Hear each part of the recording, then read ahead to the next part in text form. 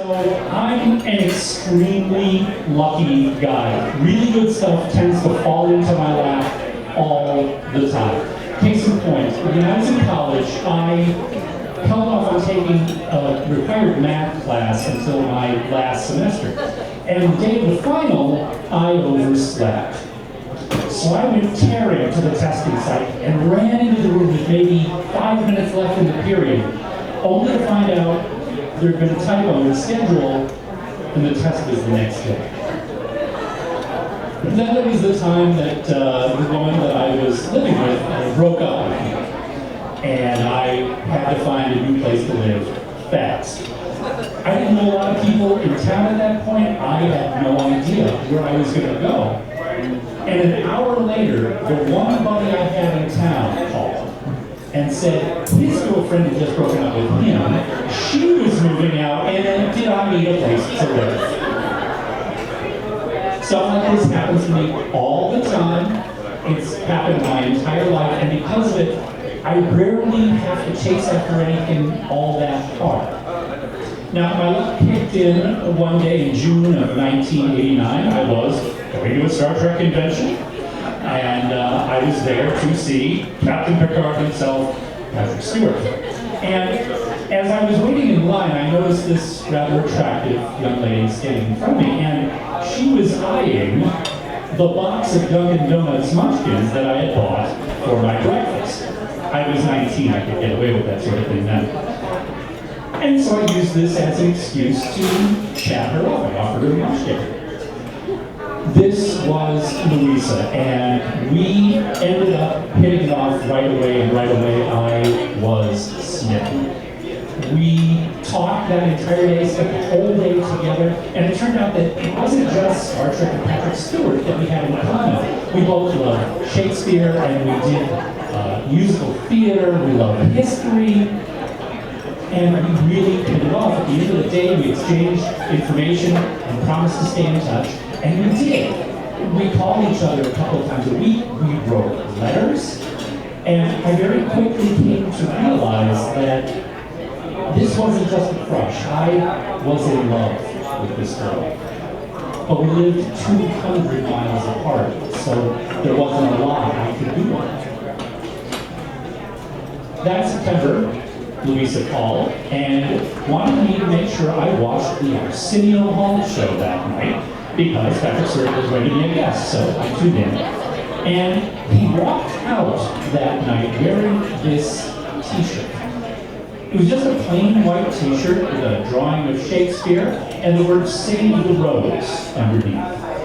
And I don't know what it was about this t-shirt, but I loved it. And in that moment, I promised myself I was going to own that t-shirt. Not a copy, not one kind of like it, the one that Patrick Stewart had on his back. It was crazy and ridiculous, and I did not care. I was going to find it. So over New Year's, I went up to visit Louisa, and as soon as we were alone, I rather earnestly and clumsily, as only a 19-year-old can, confessed my love for her. And she was silent for a moment, and then she said, "Oh, Jack." And I didn't know which way this was going to go. Was she going to say she felt the same way? Was she going to try to let me down gently? She let me down gently. But something very odd happened. Odd for me, anyway. At the end of that weekend, as I was driving home, I decided I wanted this. I wanted her. And I was going to do everything in my power to get her to change her mind about it. When we talked, I was witty and charming, and I flirted relentlessly. I poured my soul into those letters to her. And all of it in the hope that I could change her heart toward me. That spring, I was accepted to Northern Illinois University. Now, I chose that school for a number of reasons. I'm a native of Illinois. I had a number of relatives in the area. A couple of friends of mine were already going to that school. And Louisa had started school in Chicago, just an hour's drive away. As soon as I got the acceptance letter, I called her.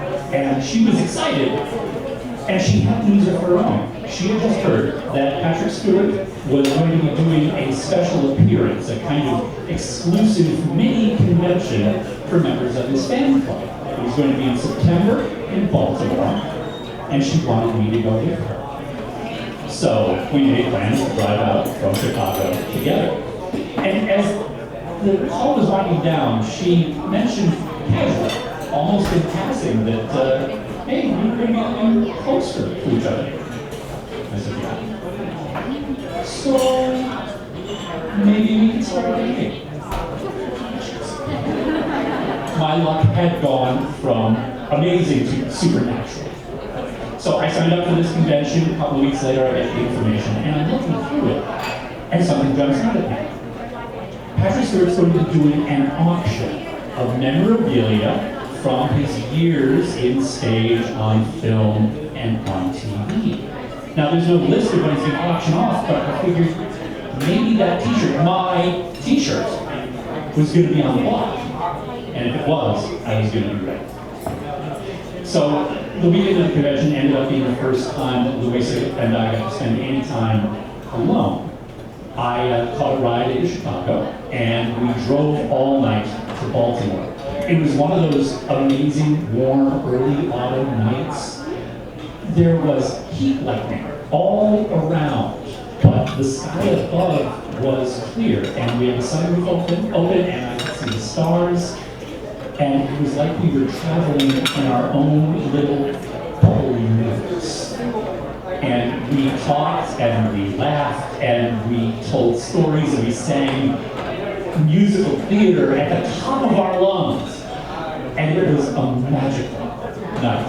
It was everything I hoped it was going to be.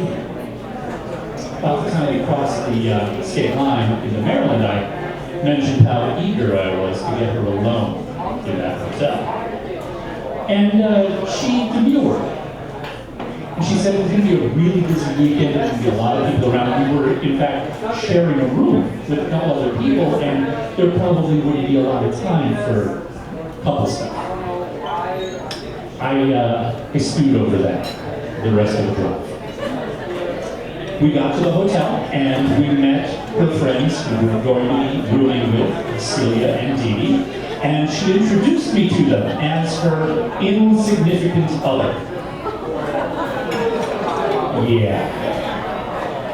I was crushed and confused, and I had to put on a brave face because there was nothing else to do, and I had this weekend to go through, and I had to figure out what had gone wrong. So I needed a minute, and I dropped my bag in the room, let Louisa talk to Celia and Dee Dee, and I told them I was going to go try and find that auction list. And I walked around for a bit, and I found the registration table for the convention, and the list was there, and I scanned it, and sure enough, right there at the bottom, Save the Rose t-shirt, as worn by Patrick on the Arsenio Hall show. Yes! I was going to win this thing. But I was feeling a little shaky because of how badly things were going with Louisa, so I think in an attempt to sort of hedge my bets, I set a budget for myself. I decided I would be willing to spend as much as $200 on this t-shirt. I figured $200 is a lot for any t-shirt, no matter who wore it on what show. I figured I'd be safe. Now, the weekend ended up being a lot of fun. Louisa and I were together the whole time. I didn't really feel like her boyfriend, but it was still a lot of fun just being with her. And the time flew, and before I knew it, it was Sunday afternoon, and it was time for the auction. I got in there late, and all the seats were taken by the time I got down there. But Celia and Dee Dee had gotten in there early, and they motioned me to come over and sit down on the floor in front of them, so I did. And 30 seconds later, Patrick Stewart walked into the room and stood right there in front of me. So close I could almost touch him. And for the first time all weekend, I didn't care how Louisa was. The auction started, and the first 3 items all went for around $1,000 each. my $200 budget was looking pretty paltry, and I hoped that maybe the t-shirt would go late, so most people would have spent their money, and I have a better shot. The t-shirt was the next thing to come up, of course. I let someone else make the first bid, $25. I followed it with 30. And a bunch of people started coming in. There were maybe half a dozen of us vying for this thing, and we hit 200 in about a minute. I mentally scrapped my budget, and in a bold move, bid 250. Patrick took notice of this, and he said, well, this is getting interesting. If we hit $300, I will sign the shirt as well. We rocketed to 300 and quickly closed in on 4. Double my budget. And I lost my resolve. I dropped my bidding card and I could just feel it. My luck had run out. I felt a tap on my shoulder, and I looked to the side, and it was Celia. And she was holding out $80 to me. And she pressed it into my hand and said, keep bidding.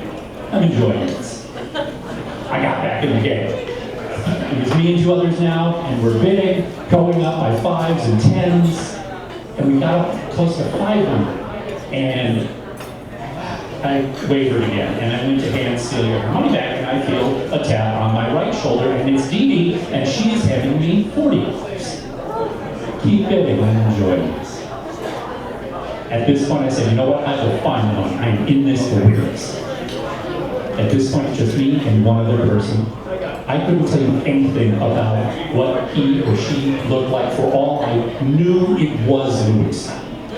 It was just somebody in my way. I bid 600. 605. 610. 615. 620. 625. 635. All right. 635 going once. 635 going twice. Sold for $635. I was elated. I somehow got in the grail. I won my impossible prize.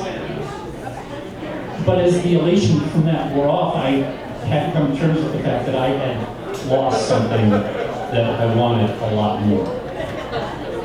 The drive to Chicago, all the way back home, I was pretty drunk. I tried everything I could think of to reignite the spark, and everything I did just made things more awkward. And we didn't talk for a while after that weekend. It took me years to come to terms with the fact that it was my over-eagerness that had both gotten me this shirt and lost me any chance of a relationship with Louisa. But something funny happened. A few weeks later, she did call. And we both knew that couplehood was off the table. But she still wanted to be friends. She wanted to come out that next week.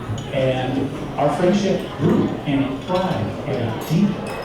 And she continued to bring art and new ideas and books and amazing things to my life. She challenged me as a person and made me a lot better than I would have been if I'd never known her. And so, all in all, I guess I have to say that my life did hold out. Oh, and by the way,